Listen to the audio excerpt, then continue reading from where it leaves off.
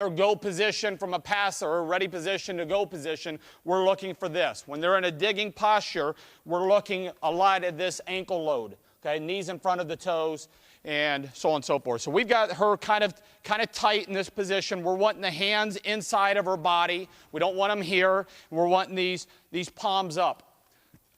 So one problem that we see a lot is the ankle load. The other problem that we see a lot is when people are making the dig, and it's happening probably 60% of our kids, and when I'm going around and watching practices and high school matches, that number is probably close to 80% that I'm seeing, is that when they go to make the dig, the hands come in and then it goes out. I see that an awful lot. The other thing that we see an awful lot is the hands come together right there and then both go to the ball out here, okay? And so we try to get rid of that. And so when we're just putting balls on her early on,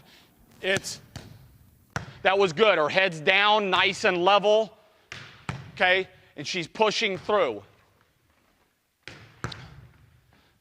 So that's something that we spend, all right, hold up here, that a lot of time just working on, whether it's this or whether we're in a team drill. We'll have somebody back here and they're giving feedback a lot on that.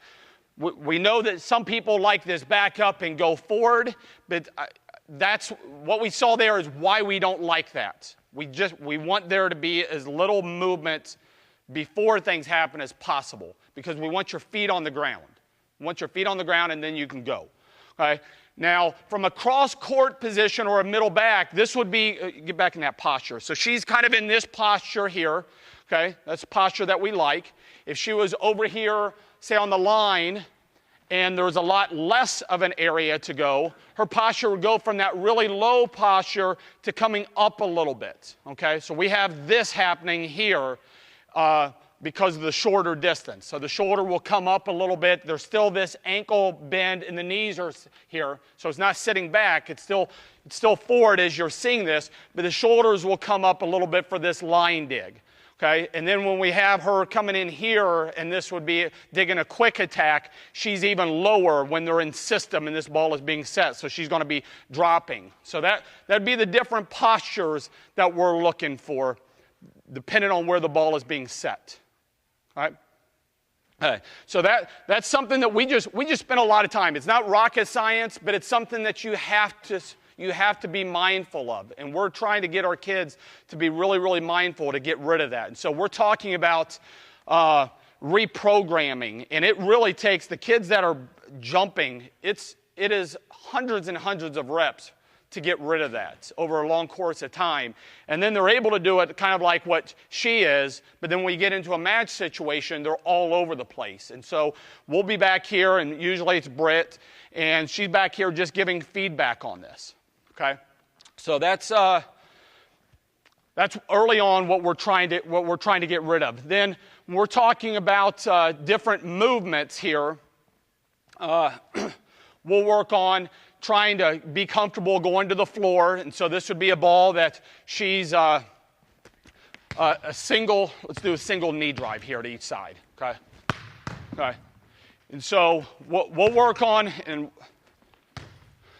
this move quite a bit, especially in the preseason. So when she is going, she is stepping and to this position, and then we're focusing in on trying to get this hip around the ball, right?